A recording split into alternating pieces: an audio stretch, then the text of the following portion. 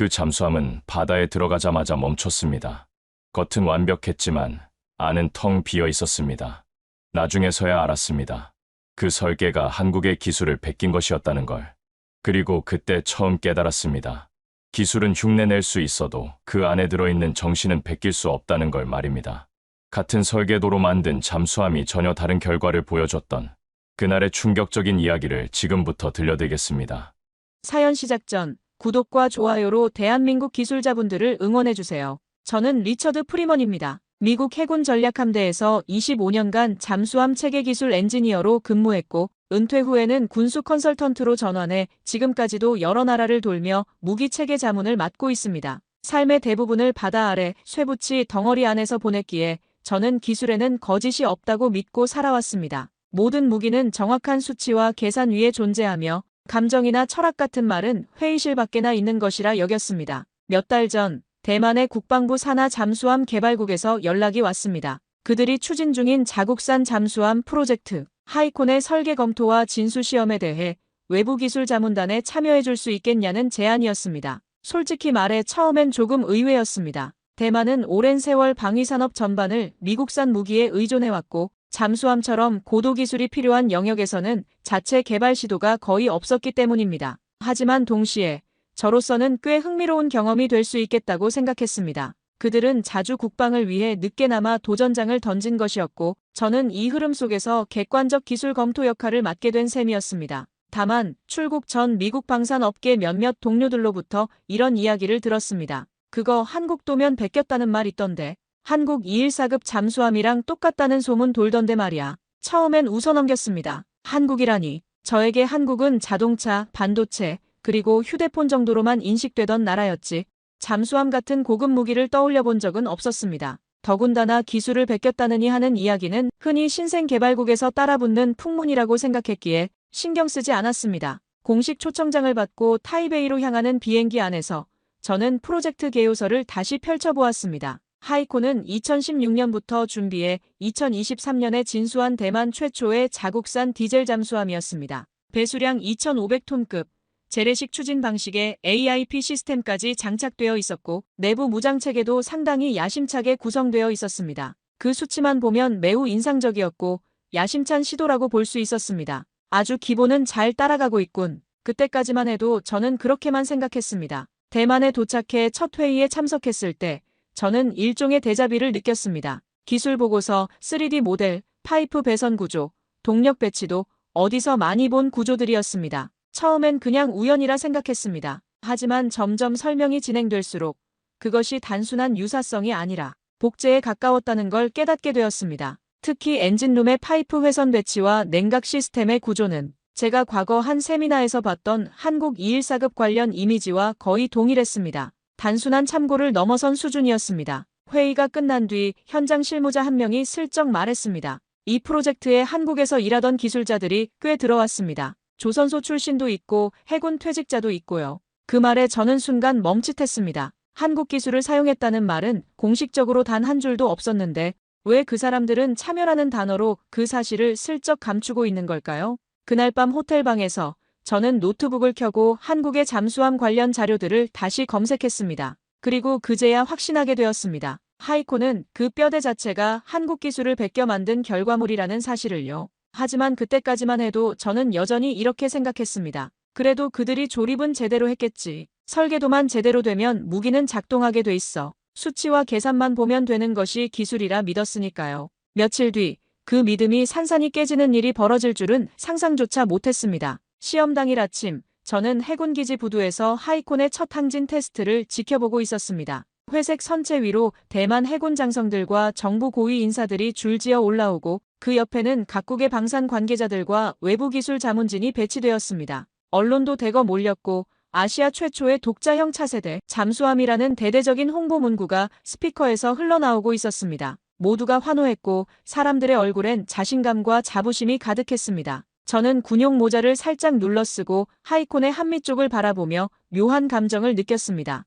이 거대한 물체가 정말 제대로 움직일 수 있을지 불과 이틀 전까지 도면과 설계 내용을 재검토하면서 느낀 불안감이 지워지지 않았기 때문입니다. 시동걸 준비 완료됐습니다. 무선 교신기가 울렸고 곧이어 거대한 잠수함이 천천히 바다 위에 들어가며 물살을 가르기 시작했습니다. 그러나 첫 시동과 동시에 저와 몇몇 기술진들은 이상한 진동을 감지했습니다. 기체 후면 쪽에서 진동이 비정상적으로 강했고 소음도 예상보다 크고 불안정했습니다. 그리고 불과 2분 뒤 엔진 모듈 응답 없음, 내부 전력 차단, 배관 압력 비정상, 경고음이 연달아 울리기 시작했고 곧 통제탑에서 비상 신호가 전파되었습니다. 바닷물이 역류하면서 일부 장비가 물에 젖기 시작했고 선체는 그대로 멈춰버렸습니다. 그 모든 일이 불과 5분 안에 벌어졌습니다. 하이코는 움직이지 않았습니다. 하이코는 숨을 쉬지 못했습니다. 저는 입술을 깨물며 통제탑 화면을 응시했습니다. 화면 속 장교들은 초조하게 버튼을 누르며 교신을 시도했고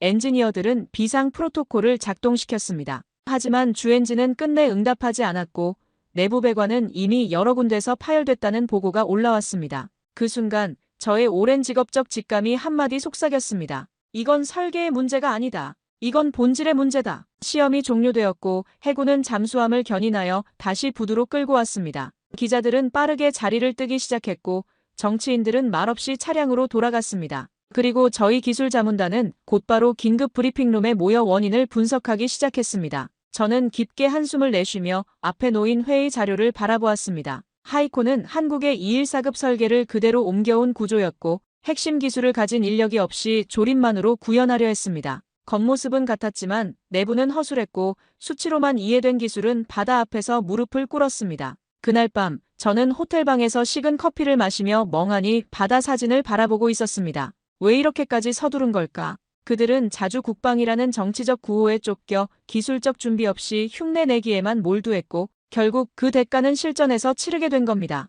그 순간 머릿속에 하나의 나라가 떠올랐습니다. 대한민국. 제가 그렇게 무심코 흘려보냈던 이름. 기껏해야 부품 공급국 정도로 여겼던 나라. 하지만 이제는 달랐습니다. 한국은 자국 기술로 수천 톤급 잠수함을 독자 건조했고 미 해군 장성까지 조선소를 찾아가 감탄했던 나라였습니다. 나는 그동안 너무 많은 것을 너무 얕게 판단해왔던 건 아닐까? 하이콘의 침묵은 그저 한 척의 실패가 아니었습니다. 그건 제 오만함과 무지함이 벌인 조용한 폭발이었습니다. 브리핑룸에서 나온 공식 발표는 예상대로였습니다. 일부 부품의 호환성 문제와 엔진 모듈 조정 부족이 원인이라는 것이었습니다. 하지만 저는 알고 있었습니다. 이건 부품의 문제가 아니라 철학의 부재였습니다. 설계도를 베꼈지만 그 설계도가 탄생하기까지의 시행착오와 노하우는 베끼지 못했던 것입니다. 그 순간부터 저는 한 가지 확신을 갖게 되었습니다. 진짜 기술이란 무엇인지 그리고 한국이 어떤 나라인지 직접 확인해봐야겠다고 말입니다.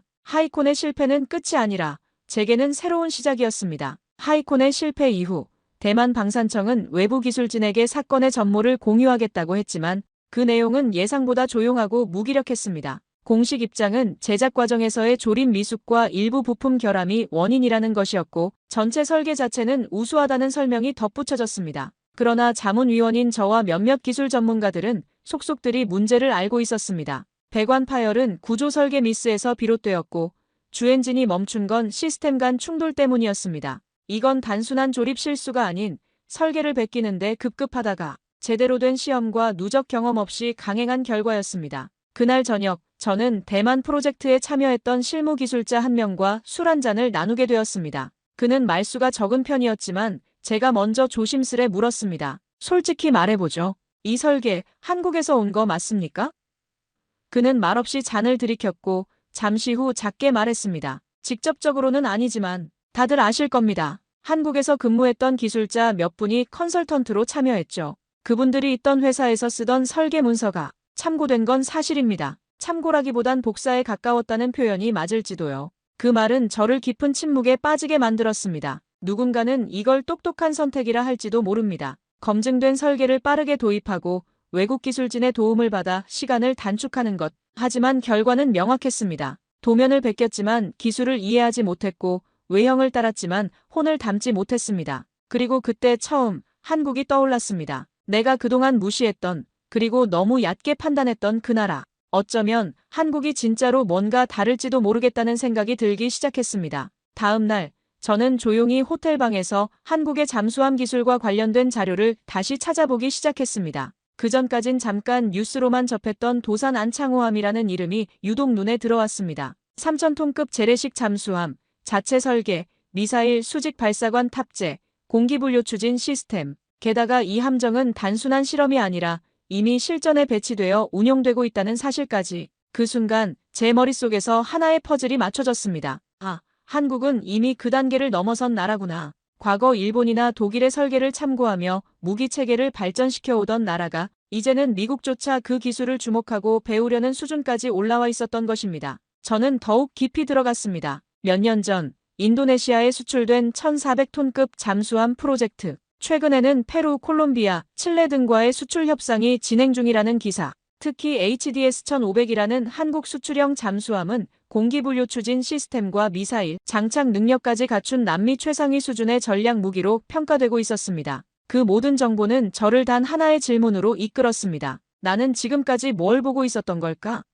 한국은 분명 기술의 나라였습니다. 하지만 단순히 기술력만으로는 설명되지 않는 뭔가 더 깊은 무언가가 느껴졌습니다. 그건 오랜 시간 쌓여온 경험이었고 실전에서 하나하나 피드백하며 개선해온 시스템이었으며 무기라는 것에 철학을 담는 진지함이었습니다. 더 놀라운 사실은 한국이 이 모든 걸 조용히 해냈다는 점이었습니다. 대대적인 홍보나 과시 없이 묵묵히 기술을 쌓고 검증하고 완성해갔습니다. 그리고 이제는 세계가 그 실력을 인정하기 시작한 것입니다. 저는 문득 대만의 하이콘과 비교하게 되었습니다. 하이콘은 출발부터 아시아 최초, 독자 개발이라는 거창한 수식어를 앞세웠지만 실상은 베껴온 기술의 조합에 불과했습니다. 반면 한국은 조용히, 그러나 확실하게 자신만의 길을 걸어왔던 것입니다. 그 순간 저는 마음을 정했습니다. 대만 프로젝트의 기술 조언 보고서를 마무리하는 즉시 한국을 직접 찾아가 보기로. 이번엔 서류나 그래픽 모델이 아닌 진짜 그 나라, 기술자들의 손끝에서 나오는 본질을 직접 보겠다는 결심이었습니다.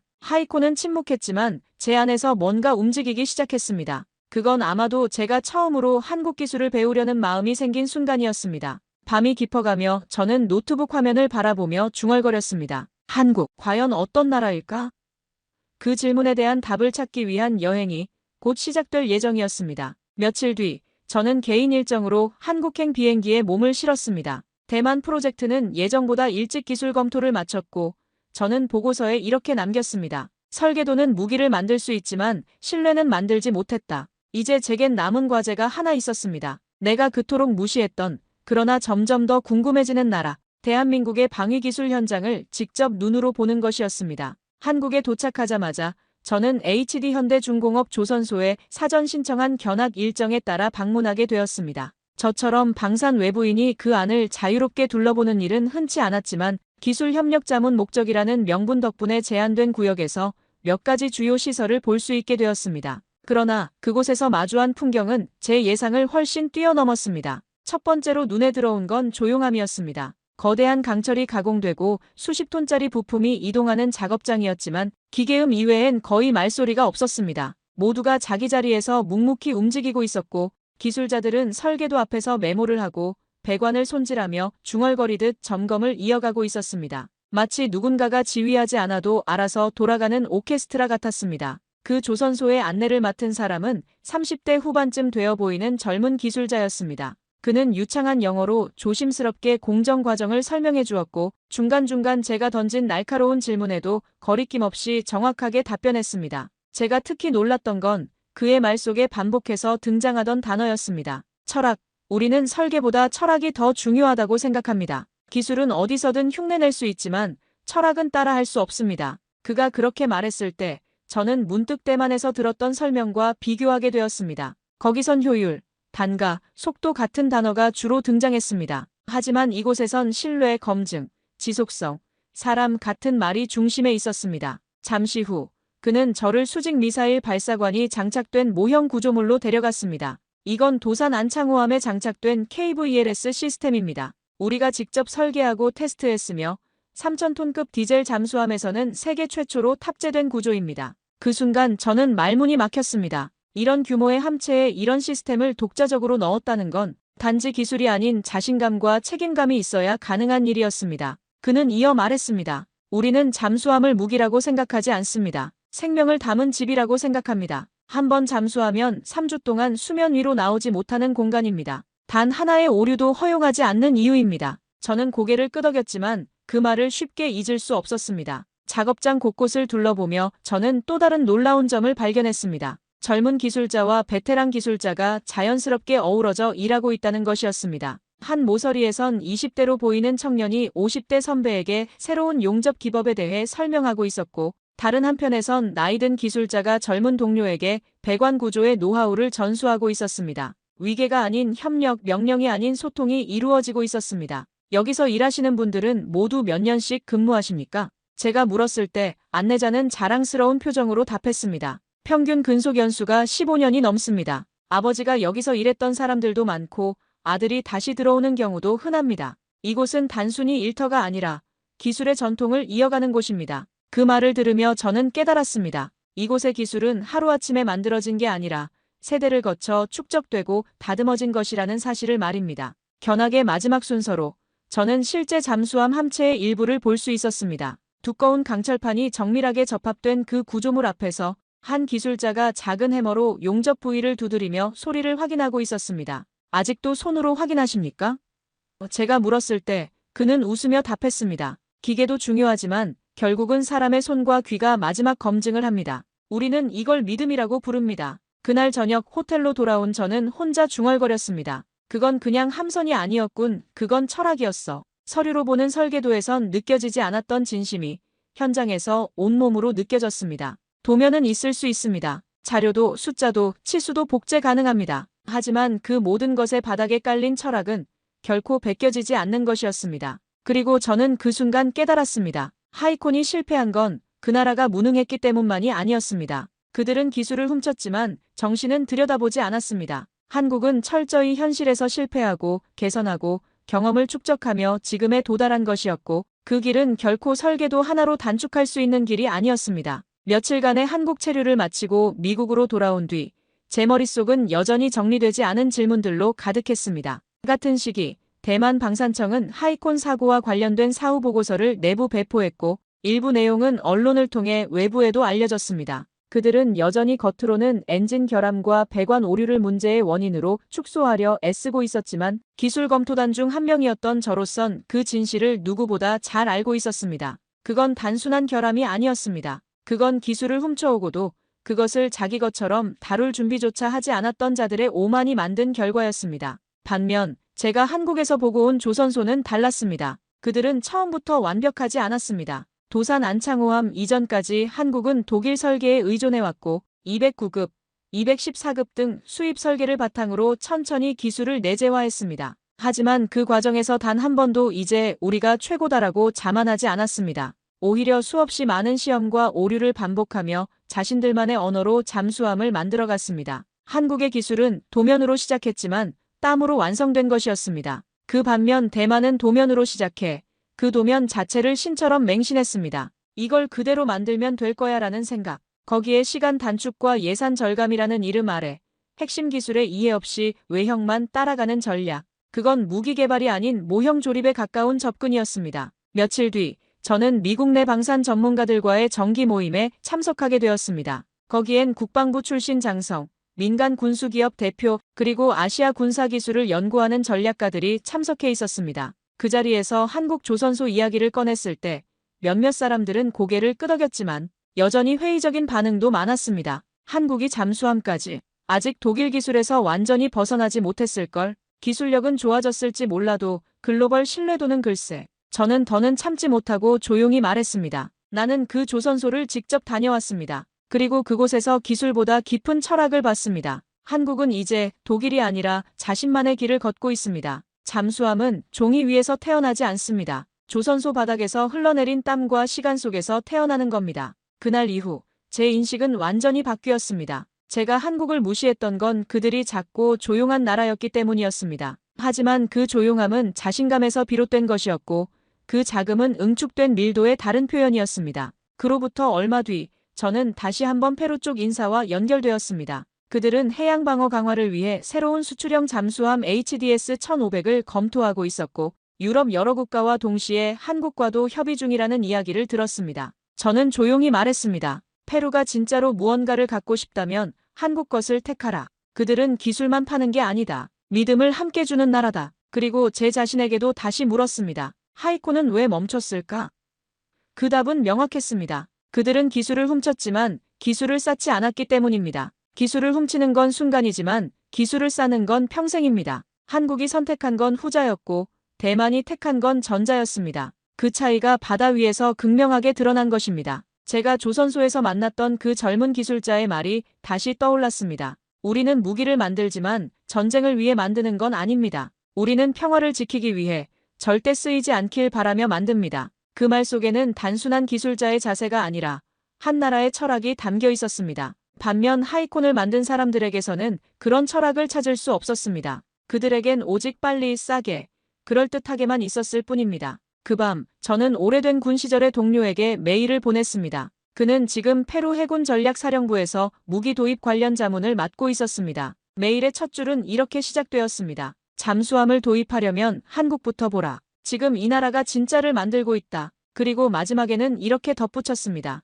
기술을 훔친 자와 기술을 쌓은 자의 차이를 나는 바다에서 직접 봤다. 며칠 뒤 저는 다시 한국을 방문했습니다. 이번엔 외교 초청도 기술 검토도 아닌 제 개인의 의지였습니다. 현대중공업의 협력업체에서 근무하는 기술연구소 관계자와 미팅이 잡혔고 저는 도산 안창호함의 실물 부품이 제작되는 공정을 직접 눈으로 확인할 수 있었습니다. 비공개 회의실에서 펼쳐진 3D 엔진 진동 테스트와 자동 추적, 제어 체계 시연은 그 어떤 군수박람회보다 정제되어 있었고 무엇보다 진심이 있었습니다. 시연이 끝난 뒤 저는 조심스럽게 한 가지 질문을 했습니다. 한국은 언제부터 잠수함을 스스로 만들 수 있었습니까? 그 기술자는 잠시 생각하더니 조용히 웃으며 이렇게 말했습니다. 아직도 만들고 있는 중입니다. 우리는 늘 실패를 전제로 설계합니다. 오류가 없다는 건 아직 제대로 만든 게 아니라는 뜻입니다. 우리는 언제나 지금이 개발 중이고 지금이 미완입니다. 그 순간 저는 눈앞이 흐려질 만큼 충격을 받았습니다. 완성도 100%라 자랑하는 나라들도 많은데 한국은 겸손을 미덕으로 삼으며 기술보다 태도를 먼저 말하고 있었던 것입니다. 저는 군 생활 25년 동안 이런 말을 단 한 번도 들은 적이 없었습니다. 우리는 언제나 기술과 성능, 속도와 효율만 따졌고 무기의 철학은 다뤄본 적도 관심 가져본 적도 없었습니다. 조선소 밖으로 나와 걸으며 저는 속으로 말했습니다. 이 나라가 무섭다. 이 나라는 자신들이 뭘 만들고 있는지 스스로 정확히 알고 있구나. 잠시 뒤 한 청년 기술자가 다가와 저에게 말을 걸었습니다. 그는 유창한 영어를 쓰진 않았지만 제 눈을 마주치며 말했습니다. 우리는 무기를 만들지만 전쟁을 위해 만드는 건 아닙니다. 우리는 평화를 지키기 위해 절대 쓰이지 않길 바라며 만듭니다. 저는 순간 할 말을 잃었습니다. 그것은 단지 방위산업 종사자의 멘트가 아니라 기술자 한 사람의 신념이었습니다. 그 청년은 이어 웃으며 말했습니다. 아버지도 여기서 일하셨어요. 제가 어릴 땐 200원에 낙서한 적도 있었죠. 그 순간 저는 진심으로 고개를 떨궜습니다. 나는 이곳을 너무 가볍게 봤고 이들이 쌓아올린 시간과 의미를 너무 얕게 판단했던 겁니다. 저는 미군에서 고위기술직으로 수십 년을 근무하며 세계 수많은 함정을 봤습니다. 하지만 이토록 조용하게, 그러나 단단하게 기술이라는 개념을 사람 중심으로 해석하는 나라는 처음이었습니다. 그날 오후, 저는 또 다른 충격적인 장면을 목격했습니다. 한 베테랑 기술자가 젊은 동료에게 용접 기법을 가르치고 있었는데 그 과정에서 실수가 발생했습니다. 젊은 기술자가 당황하자 선배는 화를 내지 않고 조용히 말했습니다. 실수는 배움의 시작이야. 우리 모두 그렇게 배웠어. 그리고는 함께 그 부분을 다시 작업하기 시작했습니다. 그 모습을 보며 저는 깨달았습니다. 이곳에서는 실수가 비난의 대상이 아니라 성장의 기회로 여겨진다는 것을. 점심시간, 저는 한 연구원과 대화를 나눌 기회가 있었습니다. 그는 독일에서 유학을 마치고 돌아온 지 5년 된 박사였습니다. 독일 기술과 한국 기술의 차이가 뭐라고 생각하십니까? 제가 물었을 때 그는 잠시 생각하더니 이렇게 답했습니다. 독일은 완벽을 추구하고 우리는 조화를 추구합니다. 독일 기술은 개별 부품의 성능에 집중하지만 우리는 전체 시스템의 균형을 봅니다. 그래서 우리 잠수함은 살아있다고 표현하는 거죠. 그 말을 들으며 저는 또 한 번 감탄했습니다. 기술을 단순히 기계적 성능이 아닌 살아있는 유기체처럼 접근한다는 발상 자체가 놀라웠습니다. 하이콘이 실패한 이유가 더욱 명확해졌습니다. 그들은 부품들을 조립했지만 생명을 불어넣지는 못했던 것입니다. 견학을 마치고 숙소로 돌아가는 길에 저는 한국의 거리를 천천히 걸었습니다. 평범한 일상 속에서도 느껴지는 질서와 조화, 그리고 조용한 자신감. 이 모든 것이 조선소에서 본 기술자들의 모습과 일치했습니다. 한국은 기술만 발전시킨 게 아니라 기술을 대하는 철학 자체를 발전시켜온 나라였습니다. 그날 밤 저는 메모를 남겼습니다. 나는 오늘 한국 앞에서 고개를 숙였다. 그들의 기술이 나를 감동시킨 것이 아니라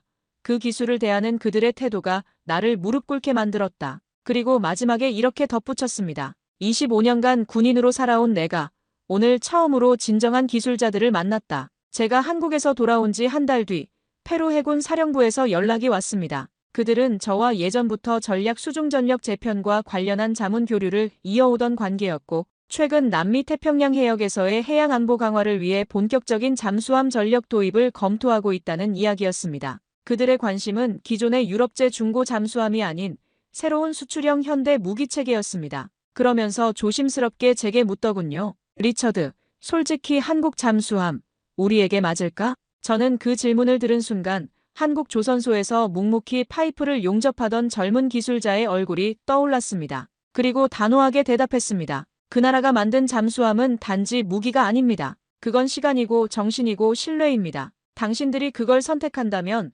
기술보다 더 큰 걸 얻게 될 겁니다. 곧이어 페루 해군 실무단은 한국의 시찰단을 파견했고 그들의 일정에 제가 동행하게 되었습니다. 이전과는 다른 시선으로 저는 조선소 구석구석을 다시 돌아봤습니다. 이번엔 미국인이 아니라 한국 기술의 증인으로서 말이죠. 현장에서 HDS-1500 모델의 AIP 장치, 함체 재질, 미사일 탑재 구조, 운용 인력 편성까지 시연이 진행되었고 페루 해군 장교들이 가장 놀라워했던 건 운용 효율성과 안정성이었습니다. 우린 이 정도를 원했던 게 아닙니다. 이건 기대 이상입니다. 그들 중 한 명이 제게 소리치듯 말했습니다. 이건 지금까지 우리가 봐왔던 무기가 아니라 완성품입니다. 특히 인상 깊었던 건 한국 기술자들의 설명 방식이었습니다. 그들은 단순히 성능 수치를 나열하지 않았습니다. 대신 이 시스템이 승무원들에게 어떤 안전을 제공하는지, 유지보수가 얼마나 간편한지, 실제 운용 상황에서 어떤 도움이 되는지를 중심으로 설명했습니다. 페루 측 인사들은 그런 접근 방식에 깊은 감동을 받았습니다.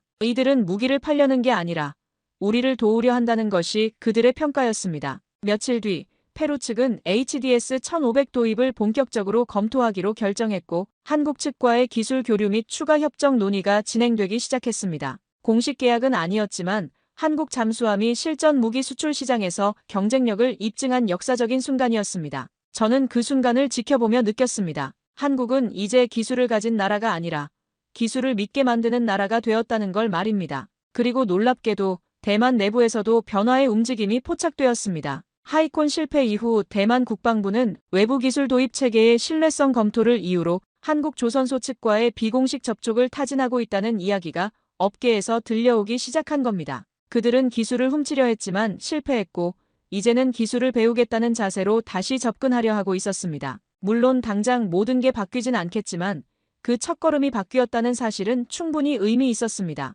더욱 놀라운 소식은 콜롬비아와 칠레에서도 들려왔습니다. 페루의 한국 잠수함 검토 소식이 알려지자 인근 남미 국가들도 연쇄적으로 관심을 보이기 시작한 것입니다. 특히 칠레 해군은 태평양 해역의 새로운 해양 질서에 대응하기 위해 차세대 잠수함 전력이 필요하다며 공식적으로 한국 측에 기술 협의를 요청했습니다. 한국의 K방산이 남미 전체로 확산되는 순간이었습니다. 그 즈음 저는 미국에서 열린 아시아 태평양 무기체계 세미나에 초청되어 연단에 섰습니다. 제가 준비한 마지막 슬라이드에는 이런 문장이 적혀 있었습니다. 기술은 수치로 측정되지만 신뢰는 시간으로 증명된다. 한국은 그 시간을 건너온 나라다. 청중 속에서 몇몇 전문가들은 고개를 끄덕였고 어떤 이는 메모를 남겼고 그리고 어떤 이의 눈빛은 깊은 반성처럼 느껴졌습니다. 발표를 마친 뒤 한 유럽 방산업체 대표가 저에게 다가와 말했습니다. 리처드, 당신 말이 맞는 것 같습니다. 우리는 한국을 너무 얕보고 있었어요.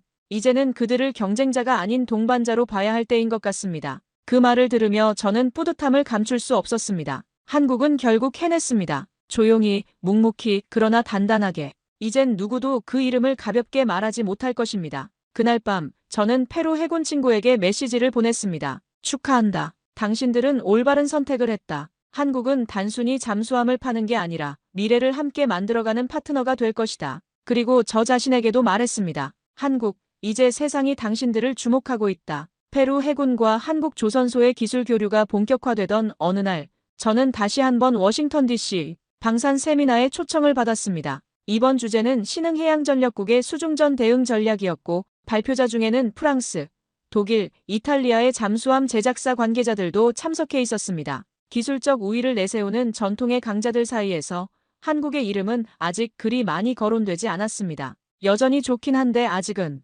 이라는 뉘앙스가 많았고 몇몇은 가격이 강점이지 성능은 유럽이 낫다는 평가를 서슴지 않았습니다. 하지만 저는 이제 더는 조용히 넘기지 않았습니다. 발언 기회를 얻자마자 저는 단호한 어조로 말을 시작했습니다.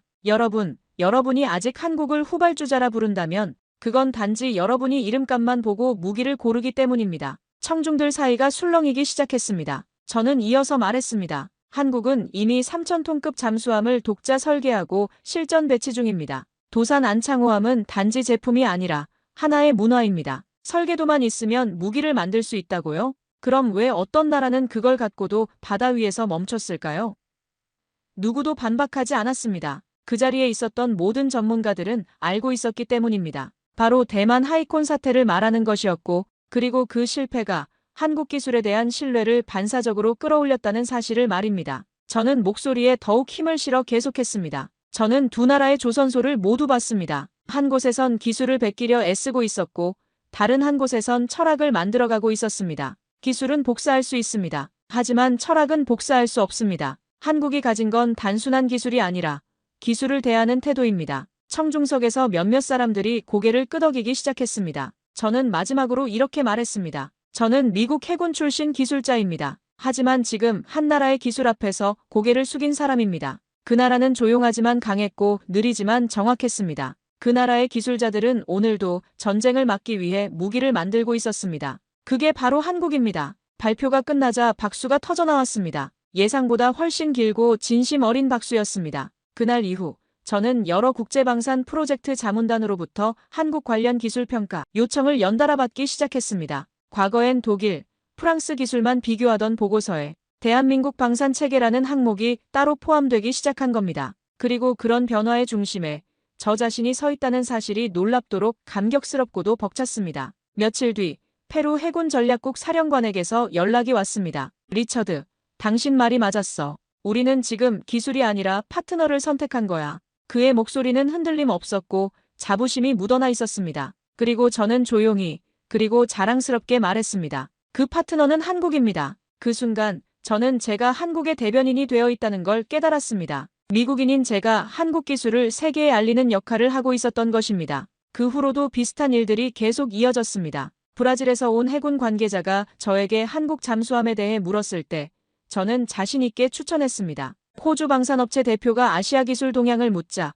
저는 한국을 가장 먼저 언급했습니다. 심지어 독일 조선소 임원이 한국 기술 수준이 어느 정도냐고 물었을 때 저는 이렇게 답했습니다. 당신들이 가르쳐준 학생이 이제는 선생님을 뛰어넘었습니다. 어느 날 한국 조선소에서 직접 연락이 왔습니다. 제가 해외에서 한국 기술을 홍보해주고 있다는 소식을 들었다며 감사 인사를 전하고 싶다는 내용이었습니다. 그 전화를 받으며 저는 뭉클함을 느꼈습니다. 제가 한국을 위해 뭔가를 했다는 게 아니라 한국이 저에게 진실을 가르쳐줬기 때문에 그 진실을 나누고 있을 뿐이었습니다. 그리고 저는 점점 더 확신하게 되었습니다. 한국은 이제 세계 무기 시장의 게임 체인저가 되었다는 것을. 단순히 좋은 제품을 만드는 수준을 넘어서 무기 개발에 대한 패러다임 자체를 바꾸고 있었습니다. 기술 중심이 아닌 사람 중심으로, 성능 위주가 아닌 철학 기반으로 말입니다. 그날 밤 저는 오랜 친구에게 이런 메시지를 보냈습니다. 나는 지금 자랑스럽게 말할 수 있다. 한국이라는 나라를 알게 된 것이 내 인생 최고의 행운이었다고. 그리고 덧붙였습니다. 앞으로도 계속 말할 것이다. 한국 기술은 믿어도 된다고. 왜냐하면 나는 그것을 직접 보고 왔으니까. 페루와 한국이 수출형 잠수함 기술 교류 협정을 맺은 이후 저는 그 과정 전반을 기술 자문단으로서 함께 지켜봤습니다. 기술을 검토하고 수치를 분석하는 일은 이제 제게 익숙한 작업이지만 이 프로젝트는 단순히 무기를 사고 파는 일이 아니라는 걸 누구보다 잘 알고 있었습니다. 이건 국가 간의 신뢰를 주고받는 일이었고 철학을 이해하려는 시도였으며 무엇보다 한국을 다시 보게 된 세계의 첫걸음이었습니다. 몇 달 뒤 페루 현지에서 열린 국방산업 전시회에서 한국 조선소의 잠수함 모형이 가장 중심에 전시되었습니다. 그 앞에는 페루 해군 장교들이 그리고 그 옆에는 중남미 여러 국가의 국방부 실무자들이 서 있었고 그들은 진지한 얼굴로 한국 기술자에게 하나하나 질문을 던졌습니다. 그 광경을 본 저는 혼잣말처럼 말했습니다. 이제 세상이 조금씩 바뀌고 있구나. 한국 부스 앞에는 항상 사람들이 몰려 있었고 다른 나라 전시관보다 훨씬 많은 관심을 받고 있었습니다. 그 이후로도 저는 콜롬비아와 칠레, 심지어 브라질 해군 측과도 접촉하게 되었고 그들 대부분이 이제는 독일이나 프랑스가 아닌 한국을 선택지 중 하나로 진지하게 검토하고 있다는 사실에 놀라움을 감출 수 없었습니다. 그건 단지 무기의 경쟁력이 아니라 한국은 해낼 수 있다는 신뢰가 만들어낸 기류였습니다. 특히 인상 깊었던 건 이들 국가의 해군 관계자들이 모두 입을 모아 하는 말이었습니다. 한국은 단순히 무기를 파는 게 아니라 함께 성장하려 한다. 그러던 어느 날 대만의 군사 전문 매체에서 연락이 왔습니다. 혹시 한국 조선소 측과 협업 경험이 있으신가요? 한국 기술팀이 차기 프로젝트에 참여할 수 있을까요? 그 목소리는 조심스러웠고 동시에 절박했습니다. 저는 깊은 숨을 내쉬며 대답했습니다. 늦지 않았습니다. 다만 이번엔 베끼는 게 아니라 배우는 자세로 시작해야 합니다. 하이콘의 실패 이후 대만도 드디어 진정한 기술 협력의 의미를 깨닫기 시작한 것 같았습니다. 이제는 세계 군수 시장에서도 K-디펜스라는 말이 점점 익숙해지고 있습니다. 한때 무기 도입국으로만 여겨졌던 한국이 이젠 수출국, 아니 기술을 선도하는 국가 중 하나로 조용히 그러나 확고히 자리매김하고 있었던 겁니다. 특히 놀라웠던 건 한국 무기의 해외 평가가 가성비에서 신뢰성으로 바뀌고 있다는 점이었습니다. 이제는 한국 제품은 믿을만하다는 평가가 업계의 정설이 되어가고 있었습니다. 그리고 저 자신도 달라졌습니다. 미국 해군 기술자로 일하던 시절, 저는 늘 숫자와 도면만 보며 살았습니다. 하지만 지금의 저는 기술을 통해 사람을 보고 그 기술을 만든 사람들의 철학을 들여다보게 되었습니다. 무기는 단순한 기계가 아니라 그것을 만든 사람들의 정신이 담긴 결과물이라는 걸 깨달았습니다. 한국이 저에게 가르쳐준 가장 큰 교훈이었습니다. 제 주변의 동료들도 조금씩 바뀌고 있습니다. 한국을 가리켜 그 정도면 잘했네라 말하던 이들이 이제는 우리도 배워야겠다는 말을 하기 시작했습니다. 한국과의 협업이 점점 늘어나고 있고 특히 청년 기술자들의 사고방식과 태도에 대해 미국 쪽에서도 크게 주목하기 시작했습니다. 기술만 주는 게 아니라 태도까지 배운다는 말이 회의 자료에 실제로 적혀 있는 걸 봤을 때 저는 알았습니다. 이건 단순한 변화가 아니라 세계의 시선이 바뀌고 있다는 증거였습니다. 한국은 이제 더 이상 아시아의 작은 나라가 아니었습니다. 세계가 주목하고 배우려 하고 함께하려는 파트너가 된 것입니다. 그 변화의 한복판에서 저는 한국의 든든한 지지자가 되어 있었습니다. 그날 이후 제 인생도 많이 달라졌습니다. 국가 간의 협력 속에서 저는 늘 한국을 이야기하게 되었고 기술 자료가 오갈 때마다 저는 자랑스럽게 말합니다. 이 기술은 한국 겁니다. 그리고 믿어도 됩니다. 저는 그걸 직접 보고 돌아온 사람입니다. 어느새 저는 한국 기술의 전도사가 되어 있었고 그 역할이 무척 자랑스러웠습니다. 얼마 전 한 젊은 미국 해군 장교가 저에게 물었습니다. 선배님은 왜 그렇게 한국을 높이 평가하십니까?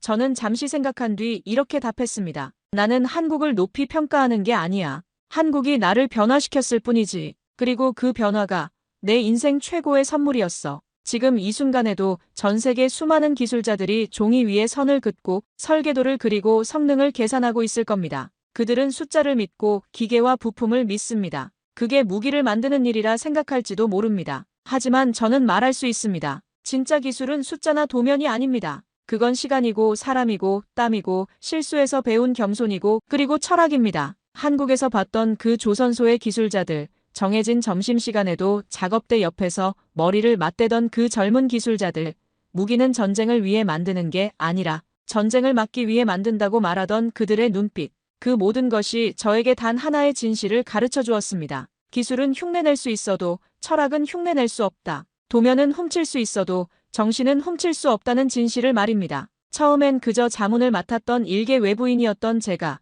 지금은 누군가에게 한국 기술을 설명해주고 그 가치를 설득하고 심지어 그들의 자부심을 대신 말해주는 사람이 되었습니다. 어느 날 한 청년 기술자가 저에게 물었습니다. 미국 사람인 당신이 왜 그렇게 한국 기술을 높이 평가하세요? 저는 조용히 웃으며 말했습니다. 내가 한국 기술을 높이 평가하는 게 아니라 한국 기술이 나를 감동시켰기 때문이야. 그리고 나는 그 감동을 절대 외면할 수 없었어. 지금도 세계 여러 나라에서 한국 기술을 주목하고 있습니다. 그건 단지 성능이 좋기 때문만이 아닙니다. 그 안에 무언가가 있다는 걸 사람들이 이제야 조금씩 알기 시작한 겁니다. 그게 바로 철학입니다. 그들이 수십 년 동안 실수하고 실패하면서도 포기하지 않고 끝내 자기 손으로 완성해낸 그 기술. 그건 단지 무기가 아니라 정신이었습니다. 최근 들어 저는 더욱 많은 요청을 받고 있습니다. 각국의 방산 관계자들이 한국 기술에 대한 자문을 구하고 협력 방안을 묻고 심지어는 한국식 접근법을 자국에 도입할 수 있는지 문의하기도 합니다. 그때마다 저는 같은 답변을 합니다. 한국의 기술은 베낄 수 있지만 한국의 정신은 배워야만 얻을 수 있습니다. 그리고 그 배움에는 시간과 인내가 필요합니다. 그 정신은 지금 세계로 뻗어나가고 있습니다. 페루에서 시작된 변화가 남미 전체로 확산되고 동남아시아에서도 한국 기술에 대한 관심이 급증하고 있습니다. 심지어 유럽의 전통적인 무기 강국들마저 한국과의 협력을 모색하고 있습니다. 이제는 한국이 기술을 받는 입장이 아니라 기술과 철학을 나누어주는 입장이 된 것입니다. 가끔 저는 대만의 하이콘을 떠올립니다. 그 잠수함이 바다에서 멈춰섰던 그 순간을, 그리고 그와 대조적으로 조용히 바다를 가르며 자신의 임무를 다하고 있을 한국의 잠수함들을 생각합니다. 같은 바다, 비슷한 기술, 하지만 전혀 다른 결과. 그 차이를 만든 것은 바로 철학이었습니다. 한국은 단순히 무기를 만든 나라가 아닙니다. 혼을 담아 평화를 준비한 나라입니다. 그리고 저 역시 이제는 자신 있게 말할 수 있습니다. 25년간 미국 해군에서 일한 기술자로서, 그리고 세계 여러 나라의 무기 체계를 검토해온 전문가로서 한국의 기술은 믿을만하다고. 왜냐하면 그 기술에는 단순한 성능을 넘어선 한국인만의 정신이 있기 때문입니다. 그들은 보여주지 않았습니다. 자랑하지도 않았고 설명하지도 않았습니다. 그런데 저는 그들의 침묵 앞에서 제 전략 인생이 부끄러워졌습니다. 파괴로 평화를 말하던 제가 그날 처음으로 무기의 부재가 얼마나 강할 수 있는지를 깨달았습니다. 그들은 핵을 갖지 않았지만 전 세계를 멈추게 만들 전략을 설계해냈습니다. 그 나라의 이름은 대한민국이었습니다. 사연 시작 전 1초면 가능한 구독과 좋아요 부탁드립니다. 저는 콜린 맥킨리입니다. 영국 해군 전략국에서 20년을 보냈고 미영 핵전략협의회도 수차례 참여한 사람입니다. 제가 다뤄온 전략의 세계는 언제나 냉정하고 계산적이었습니다. 억제는 숫자였고 평화는 무기에서 나왔습니다. 그런 저에게 한국의 SLBM 전략이라는 단어는 오랫동안 의문이었습니다. 비핵국이 과연 억제를 논할 자격이 있는가? 저는 그렇게 생각했죠. 2024년 저는 런던에서 SLBM 억제 비교 보고서를 막 마친 참이었습니다. 인도와 파키스탄의 긴장이 심상치 않았고 미국은 동북아 전력 재배치에 분주했습니다. 저는 보고서에서 한국에 대한 언급을 짧게 남겼습니다. 기술적 진보는 있으나 전략적 영향력은 제한적. 지금 돌이켜보면 부끄러운 단정이었습니다. 며칠 후 제 책상 위에 낯선 봉투 하나가 도착했습니다. 대한민국 해군 전략기획단이라는 문구가 적혀 있었고 내용은 간단했습니다. 도산 안창호급 배치2 실증 참관 초청. 처음엔 장난인 줄 알았습니다. 비핵국이 SLBM 실증을 보여준다니 웃어넘길 뻔했지만 며칠 뒤 브리셀 나토 전략회의에서 제 생각은 완전히 바뀌었습니다. 회의장 단상의 선한국 장교는 이렇게 말했습니다. 도산 안창호 배치2는 SLBM 10기 탑재, 세계 두 번째 리튬이온 배터리 운용, 국산 통제체계 구축 완료, 전술 은밀성과 생존성 면에서 핵잠수함 수준의 억제력을 확보하였습니다. 그 순간 회의장이 술렁였습니다. 프랑스 대표단은 정적이었고 미국 대표는 천천히 고개를 끄덕였습니다. 저는 말없이 회의장을 나와 서울행 항공권을 예약했습니다. 이건 과장이 아니라면 제 전략 철학 자체가 시험대에 오르는 일일지도 몰랐습니다. 그리고 그해 저는 대한민국 부산 앞바다에서 제 생애 가장 조용하지만 가장 깊은 충격과 마주하게 되었습니다. 부산 해군기지에 도착한 날은 잿빛 안개가 바다를 감싸던 아침이었습니다. 부두에 들어서자마자 저는 바다 쪽으로 시선을 돌렸고 그 순간 숨을 삼킬 수밖에 없었습니다. 짙은 회색 철갑이 파도 위로 천천히 모습을 드러내고 있었습니다. 그것은 무언가를 과시하지 않았고 오히려 드러나기를 주저하는 것처럼 고요했습니다. 하지만 위압감은 분명했습니다. 저게 도산 안창호 배치2입니까? 제 물음에 해군 장교는 조용히 고개를 끄덕였습니다. 배수량 3,600톤, 길이 89.4m. 저는 평생 수많은 잠수함을 봐왔지만 이 잠수함은 다르게 느껴졌습니다. 함정이 아니라 구조물 같았습니다. 전쟁을 위한 무기라기보다는 무언가를 막기 위한 벽처럼 보였습니다. 그날 저는 일본 방위참모본부 소속의 기술 장교와 함께 견학을 받게 되었는데 그는 처음부터 무표정이었습니다. 그의 시선엔 견제와 의심이 동시에 담겨 있었고 그런 태도는 저조차 낯설지 않게 느껴졌습니다. 사실 저 역시 비슷했으니까요. 우리는 제어실로 향했습니다. 통제 패널은 모두 한글로 구성돼 있었고 무기 시스템은 독자 소프트웨어 기반이라고 설명을 들었습니다. 통제 소프트웨어도 자체 개발입니까? 제가 묻자 해군 관계자는 이렇게 대답했습니다. 네, 전투체계는 ADD와 민간 방산업체가 함께 만든 시스템입니다. 외부 코드 도입 없이 완전 국산화되었습니다. 저는 무심코 주머니에 손을 찔러 넣었습니다. 설계 기반, 제어 알고리즘, 센서 통합 방식까지. 이건 영국에서조차 아직 시도하지 못한 조합이었습니다. SLBM은 총 10기, 사거리 최대 800km, 수직 발사관 10기가 조밀하게 설치되어 있었고 수면 아래에선 이미 발사 시뮬레이션 테스트를 마쳤다고 했습니다. 통제실 한쪽에서는 말구평 소나 700채널이 바다를 스캔하고 있었고 예인 소나 TB270K가 먼 해역을 추적 중이었습니다. 이 모든 기술을 어떻게 이 짧은 시간에 제 속에서 뭔가가 천천히 흔들리기 시작했습니다. 잠수함 바깥을 다시 바라보았습니다. 검은 물결 위로 조용히 잠긴 그 실루엣은 마치 지금 제 자존심 위를 유유히 지나가는 것 같았습니다. 그리고 저는 처음으로 우리가 정말 저들을 과소평가한 건 아닐까라는 생각을 했습니다. 이 모든 걸 어떻게 이룬 겁니까? 도산 안창호급 배치2 내부를 둘러본 뒤 제 머릿속엔 오직 그 질문만 맴돌고 있었습니다. 통제 시스템, 센서 체계, 발사 플랫폼까지 전부 완성되어 있었습니다. 한국해군 중령은 말했습니다. 2004년 장보고 사업 시작 이후 핵심 단계는 모두 비공개로 진행됐습니다. SLBM 플랫폼 자체도 대외비로 개발됐고 실전 배치는 2023년에 완료되었습니다. 그 말에 저는 묘한 전율을 느꼈습니다. 20년이 넘는 시간을 단 한 번의 과시도 없이 준비해왔다는 사실이었습니다. 우리는 다릅니다. 영국은 전략을 보여줌으로 억제하고 과시를 통해 신뢰를 얻습니다. 트라이던트 SLBM의 시험 발사는 국제 언론을 초청해 생중계하는 것이 기본이었고 핵잠수함의 전략 위치조차 가끔은 일부러 노출시키기도 했죠. 하지만 한국은 전혀 다른 방식으로 억제를 운용하고 있었습니다. 보이지 않는 억제,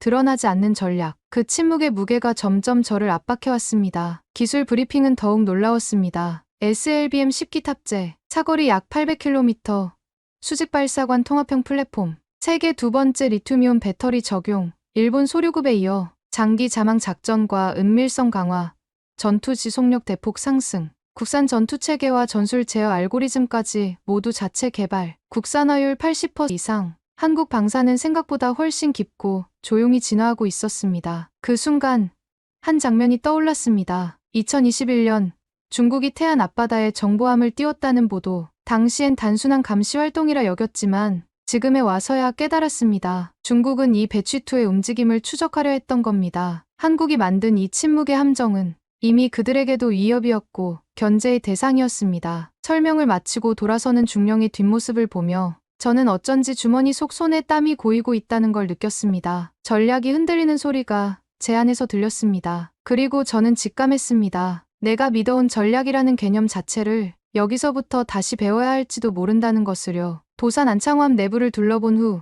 우리는 장교 휴게실로 자리를 옮겼습니다. 찻잔 사이로 비릿한 바닷바람이 스며들었고 그곳엔 기술보다 깊은 무언가가 흐르고 있었습니다. 잠시 침묵이 이어지던 중 한 중령이 조심스럽게 말을 꺼냈습니다. 콜린 고문께서는 SBM을 어떻게 정의하십니까? 그 질문은 제 오랜 습관을 깨우듯 자동으로 대답을 이끌어냈습니다. 핵억제 수단이죠. 적에게 2차 타격의 공포를 각인시키는 장치입니다. 그는 고개를 끄덕이며 말을 이었습니다. 한국에선 그렇게 접근하지 않았습니다. 그의 말에 저는 고개를 들었습니다. 이 미사일은 공격을 위한 게 아닙니다. 전쟁을 막기 위한 구조물입니다. 그 순간 저는 안개 속에서 막루를 바라보는 기분이었습니다. 구조물. 그 단어가 이토록 무겁게 들릴 줄은 몰랐습니다. 우린 북극성과 진급을 보고 대응을 준비했지만 정작 우리 자신을 위한 억제 장치를 만든 겁니다. 선제가 아니라 응징, 전쟁 억제가 핵심입니다. 그의 목소리는 담담했지만 흔들림이 없었습니다. 그 옆에 앉은 젊은 장교가 말을 보탰습니다. 일제강점기,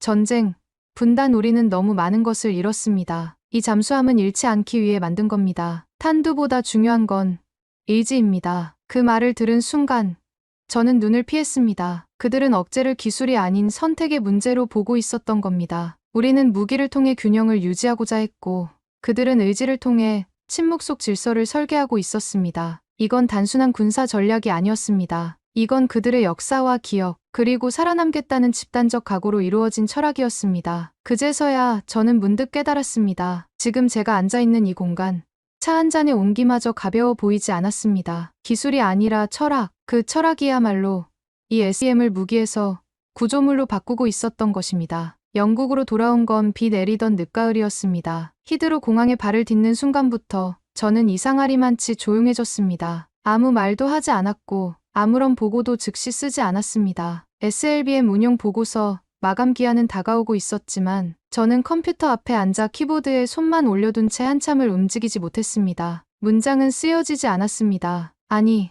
쓰고 싶은 말을 모르겠다는 게 맞겠지요. 보고서 서두에는 늘 그렇듯 이렇게 시작했습니다. 억제란 잠재적 파괴력을 통한 평화의 유지 장치다. 하지만 지금 제 머릿속엔 그 문장이 더 이상 자리를 잡지 못했습니다. 억제란 무엇인가? 그 질문이 자꾸 떠올랐습니다. 한국에서 들었던 말들이 머릿속을 맴돌았습니다. 우리는 이 무기를 공격이 아니라 구조물로 봅니다. 탄두보다 의지가 중요합니다. 그 말들이 처음엔 철학적으로 들렸지만 지금은 전략적으로 옳다는 생각이 들기 시작했습니다. 기술은 흉내낼 수 있어도 철학은 따라할 수 없습니다. 그리고 그 철학이 전략의 방향을 결정짓는다면 그건 이미 단순한 기술 우위의 문제가 아니었습니다. 책상 위에 놓인 영국 해군 전략 교본을 펴보았습니다. 과거 수십 년 동안 제가 지필에 참여했던 문서들.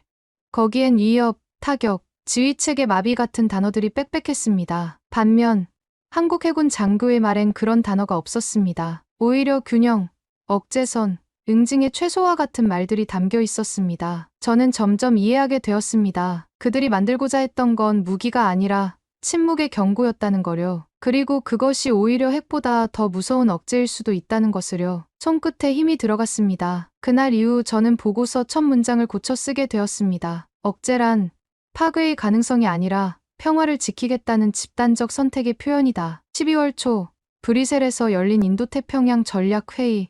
그 자리에는 미국, 영국, 프랑스, 일본, 인도, 호주 등 태평양 주변 해군 전략 담당자들이 모두 모여 있었습니다. 회의는 여느 때처럼 중국의 진급급 전략 잠수함에 대한 대응, 그리고 인도파키스탄 간의 핵균형 조절 이슈로 시작됐습니다. 하지만 예상치 못한 이름이 등장한 순간 회의장의 온도는 바뀌었습니다. 대한민국, 도산 안창호급 배치2, SLBM 실전 배치 확인, 인도 해군 프로젝트 수주 경쟁 참여 중. 이 한 줄이 발표 스크린에 뜨자 회의장은 조용해졌습니다. 몇몇 인도 대표단이 고개를 돌렸고 미국 대표는 팔짱을 푼 채 앞을 바라보았습니다. 프랑스는 노트에 뭔가를 조용히 적고 있었고 저는 시트를 다시 펴 읽었습니다. 이제 한국의 존재는 회의의 뒷부분이 아니라 중심으로 들어온 것이었습니다. 방산협력 세션에선 더 구체적인 이야기가 나왔습니다. 대한민국 하나오션, 도산 안창호급 플랫폼 기반 수출 전환 추진 중. 호주, 인도, 노르웨이 대상 기술 수출 협력 타진 중. 그 발표가 끝나자 좌중은 말없이 발표자를 바라봤습니다. 잠시 후 독일 전략연구소 수석 고문이 조용히 말했습니다. 한국은 더 이상 수동적 동맹국이 아닙니다. 전략 설계에 있어 우리와 동등한 파트너입니다. 그의 말에 몇몇이 고개를 끄덕였고 저도 모르게 저 역시 그 흐름에 고개를 숙였습니다. 얼마 전까지 얻어쓰는 기술이라 단정했던 한국의 전력이 이제는 전략 동맹의 한 축으로 인정받고 있었던 겁니다. 한국은 아무 말도 하지 않았습니다. 과시도, 성명도 없었지만 그 존재는 이미 해양 전략의 물줄기를 바꾸고 있었습니다. 무엇보다 그들은 보여주지 않음으로써 가장 강하게 존재하고 있었던 것이죠. 그 순간 저는 알았습니다. 이제 한국은 단순한 방산 수출국이 아니라 전략적 균형을 설계할 수 있는 나라가 되었다는 것을요. 그날 밤 저는 회의장을 나와 숙소로 돌아오는 길에 도산 안창호함의 그림자를 다시 떠올렸습니다. 부산 앞바다에서 물결 위로 조용히 떠오르던 그 모습은 지금에 와서야 비로소 하나의 신호로 보였습니다. 물리적 위협이 아니라 누구에게도 말하지 않지만 모두가 알게 되는 조용한 경고. 생각해보면 한국은 단 한 번도 SLBM 운용을 공식적으로 선포한 적이 없었습니다. 북극성 같은 이름도 시험 발사 영상도 드러내지 않았습니다. 그러나 그 침묵이 오히려 더 크게 울리고 있었던 겁니다. 그것이 바로 한국이 선택한 전략이었고 그 전략은 단 한 발의 발사 없이도 균형을 만들어내고 있었습니다. 우리는 수십 년간 억제랑 공포의 계산이라 배워왔습니다. 트라이던트 미사일의 사거리와 다탄두 분리 가능성, 적국의 핵시설을 무력화할 수 있는 정확도, 그 모든 숫자들이 억제의 수단이었습니다. 그런데 한국은 의지로 전략을 설명하고 있었습니다. 이건 전쟁을 막기 위한 구조물입니다. 해군 장교의 그 말이 계속 떠올랐습니다. 그들은 전력을 준비하면서도 그것을 언제든 멈출 수 있는 선택지를 남겨두고 있었습니다. 탄두를 만드는 게 아니라 그 탄두를 갖지 않기로 결정한 나라, 그 절제가 더 강하다는 걸 저는 처음으로 인정하고 있었습니다. 그날 밤 저는 방 안에서 메모장을 열고 이렇게 썼습니다. 한국의 SL 억제의 최종 수단이 아니다. 그 자체로 하나의 윤리적 선언이며 전략적 균형의 설계도다. 처음으로 저는 분석이 아닌 존경의 감정에 가까운 무언가를 느꼈습니다. 기술에 대한 존경이 아니라 선택에 대한 존경이었습니다. 핵이 없는 나라가 핵을 가진 나라들보다 더 깊이 전략을 설계하고 있다는 사실, 그건 제 안에 오래된 정의를 조용히 부수고 있었습니다. 몇 주 후 스톡홀름에서 열린 해양안보 다자 회의에 참석했을 때였습니다. 의제는 남중국해와 동북아의 전략 안정성이었고 그 가운데 한국은 단 한 줄의 발표만으로 모든 주제의 핵심에 떠올랐습니다. 대한민국 SLBM 운용 잠수함 보유, 비핵국 최초로 독자적 수중 억제 플랫폼 확보, 핵무기 없이 핵보유국 수준의 전술 억제력. 그 문장을 읽는 순간 저는 다시 한번 느꼈습니다. 이제 한국은 무기를 넘어서 전략 자체를 설계하고 있다는 것을요. 회의장에선 다양한 평가가 오갔습니다. 중국의 해상 전략에 균열이 생겼다. 북한의 북극성 시리즈를 실질적으로 상쇄할 수 있는 유일한 변수다. 일본은 침묵하고 있지만 내부적으로 가장 긴장하고 있다. 그리고 마침내 한 유럽 전략가가 조용히 말했습니다. 우리는 지금 비핵국의 전략 설계자가 탄생하는 순간을 보고 있는지도 모릅니다. 그 말에 저는 고개를 들었습니다. 바로 그 단어, 전략 설계자. 그것은 단순히 전력을 가진 자가 아니라 국제 질서 속에서 균형을 만드는 자에게만 붙을 수 있는 이름이었습니다. 한국은 그저 대응하지 않았습니다. 그들은 방향을 제시했고 선택을 보였으며 전력을 통해 힘이 아닌 평형을 만들어내고 있었습니다. 그들이 설계한 건 한 발의 미사일이 아니라 발사하지 않음이라는 의지의 시스템이었습니다. 회의장을 나와 호텔 로비에 앉아있던 저는 노트북을 열고 다음 보고서의 서론을 새로 작성하기 시작했습니다. 이젠 더 이상 한국을 단순한 기술 수출국으로 부를 수 없었습니다. 그들은 무기를 만든 게 아니라 질서를 설계한 것이니까요. 그리고 저는 내심 그것을 부럽다고 느꼈습니다. 수백 발의 탄두보다 더 강력한 것은 한 발을 만들고도 사용하지 않기로 선택한 절제라는 사실을요. 저는 오랜 세월 동안 수많은 나라를 다녔고 그 나라들의 전력을 분석하고 전략을 평가하는 일을 해왔습니다. 그러면서 늘 마음속 깊은 곳에는 묘한 자부심이 있었습니다. 우리는 핵 보유국이고 우리는 가르치는 쪽이라는 자의식이었죠. 하지만 한국에선 그 감정이 이상할 만큼 조용히 꺼져갔습니다. 그들은 어떤 지점에서도 목소리를 높이지 않았고 자신들이 무엇을 갖고 있는지를 설명하기보다 그게 왜 필요한지를 조용히 들려주는 사람들이었습니다. 그 조용함이 저를 흔들었습니다. 그리고 그 침묵 속에서 저는 존중이라는 감정이 우위에서의 수용이 아니라 배움 앞에 겸손이라는 사실을 처음으로 느꼈습니다. 한국해군 전략기획단 사무실에서 마지막 인사를 나누던 날, 젊은 해군 소령이 저에게 이런 말을 건넸습니다. 전략이라는 게 꼭 무기를 통해서만 만들어지는 건 아니더라고요. 우리에겐 너무 많은 상처가 있었고 그걸 반복하지 않기 위해선 단단해져야 했습니다. 이 잠수함은 그래서 태어났습니다. 그 말을 들으며 저는 한동안 아무 대답도 하지 못했습니다. 도표도 수치도 없이 그는 이 무기의 존재 이유를 가장 정확하게 설명해주고 있었던 겁니다. 그날 이후 저는 제 자신에게 솔직해지기로 했습니다. 이제 한국은 내가 보고해야 할 대상이 아니라 배워야 할 전략 설계자라는 것을.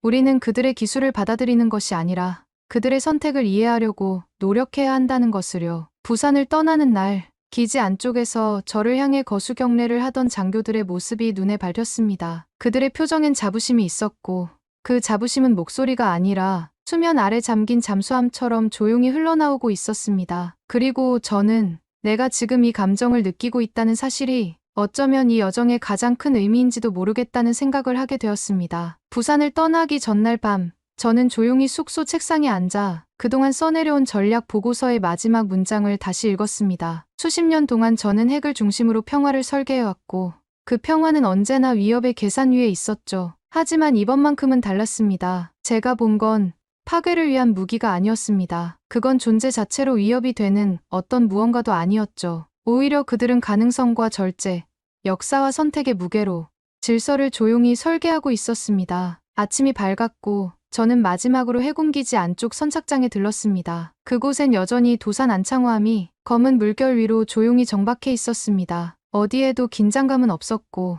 어디에도 무력의 과시는 없었습니다. 그 존재만으로 충분히 설명이 되고 있었습니다. 저는 그 함정을 바라보며 이렇게 생각했습니다. 이 나라는 핵무기를 만들지 않았습니다. 하지만 저는 이 나라가 핵보다 더 강한 전략을 가졌다고 믿게 되었습니다. 비로소 그 사실을 인정한 순간 제 가슴 안에서 묘한 해방감 같은 것이 피어올랐습니다. 수십 년간 정답이라 믿어온 전략 공식이 부서졌지만 그 대신 저는 설계된 균형이라는 새로운 답을 얻었습니다. 공항으로 향하는 차 안에서 저는 노트북을 열고 보고서의 마지막 문장을 완성했습니다. 한국은 핵무기가 없다. 하지만 그들은 침묵 속에서 세계의 질서를 설계하고 있다. 그리고 그 문장을 남긴 채 저는 조용히 창밖의 흐릿한 바다를 바라보았습니다. 그 바다 아래엔 세계에서 가장 조용하지만 가장 무서운 균형이 존재하고 있었습니다. 그들은 과시하지 않았습니다. 그들은 말하지 않았습니다. 하지만 그들이 만든 전략은 말보다 강했고 그 침묵은 전쟁보다 무거웠습니다. 우리가 진짜 두려워해야 할 것은 드러난 무기가 아니라